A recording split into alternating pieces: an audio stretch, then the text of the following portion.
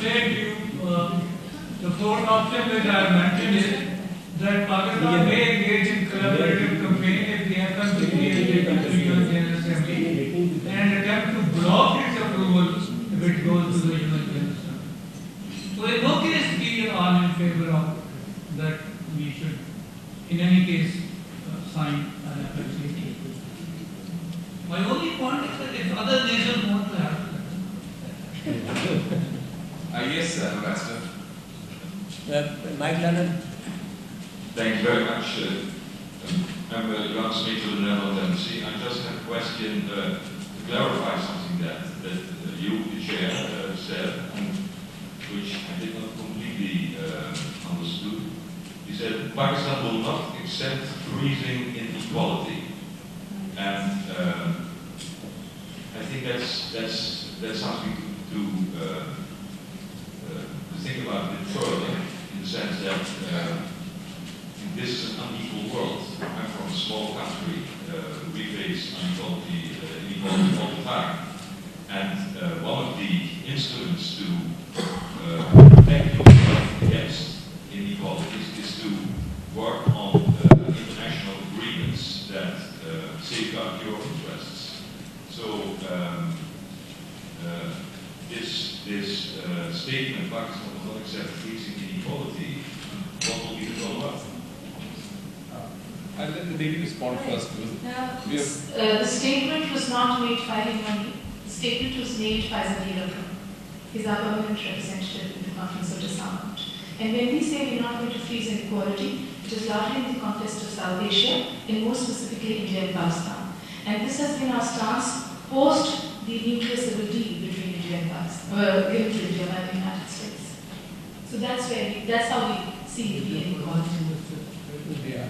And also at the heart of this argument is, of course, India and Pakistan are unequal in size and strength. Although we try to balance it by having the nuclear deterrent, which is an equalizer of sorts. At the heart of the argument is also a feeling that of a discriminatory treatment. The principles have to be equal for all. You can be unequal in terms of size, resources, strength. They have to be quite well taken. And Netherlands has done very well as a country, which is in that respect. But in terms of principles, so if you are talking of non-proliferation, the same principle should apply to Pakistan or to India or to Israel or to the country. Where we find it a bit of a problem is that somehow other countries get a pass based on politics, political considerations, and where we are penalized. So that, I think, you would understand, Ambassador, is not acceptable. Because principles have to be uniform, even-handed, and across the board. That's all. So the inequality was in the context of what she had mentioned. So that is the stated position of Pakistan at the Conference of Disarmament vis-a-vis the stockpiles in India and Pakistan. So we're not comparing with the US, Russia, or France, anybody. It's South Asia system. Yes, sir, you have a comment, sir.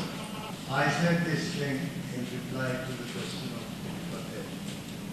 Now, 1,000 years of history in this area. As Kennedy has said in his book, we were one of the superpowers. And that idea, people... Which Kennedy is that? Paul Kennedy? Sir, may I... No, which Kennedy is that? Kennedy is... Paul Kennedy or John Kennedy? Robert Kennedy. Paul Kennedy. Paul Kennedy has said about the rise and fall of the superpower. Now, we have been a superpower. We have the history remains in the people, and we are not prepared to accept a subordination status with India in any case. Now, this is one thing that is clear. In addition to that, the size of a country does not determine the position of a country. Germany is smaller than Pakistan. Japan is 1/3 of Pakistan. Now, it is second biggest economic power in the world. So let us not talk the size of the country. The size of the country is a material. And in addition to that, we are the 8th largest nation in the world. Thank you very much. You forgot to mention Cuba. We are not Cuba. No, Cuba is 90 miles away from the US and survives some history. One other point I just want to make about the history is extremely important. And I remember having a discussion in New Delhi at the Center for Policy Research, and there was this talk of India-Pakistan, because history does come in. And I refer to the famous statement of Mrs. Indira Gandhi after 1971, when she told the Congress Parliamentary Party that we have avenged 1,000 years of history. And I said, I'm really amazed, because 71 meant that Pakistan and India were just 24 years old. So what history are you talking about? Because 1,000 years means Muhammad bin Qasim. So there are historical contexts to that. In certain parts of Europe, Bosnia, the main fight was against the Ottoman Empire, when the Serbians started the ethnic cleansing of Bosnian Muslims. So that's, you were in Yugoslavia.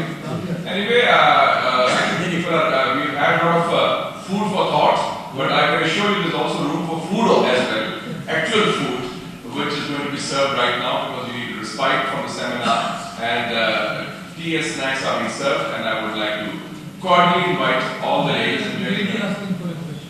Is it lady? Oh, sorry, I missed her. Please, you can't say no to ladies.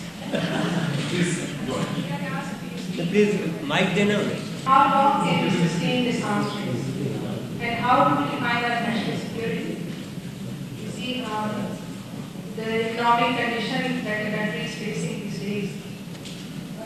In what terms would you say that this, for example, one of us was writing, saying that this, we have produced this tactical nuclear weapon by the name of missile. How long can we sustain this arms race? This is my question. Very, very important two questions. First one, how to define national security.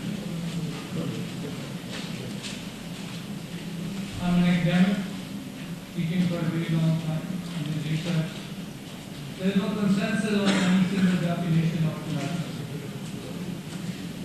National security is military, it is political, it is economic, it is the protection of your frontier, it is the protection of your core values, it is the security of life, property, health and education, it is non-traditional security, it is internal security, it is external security.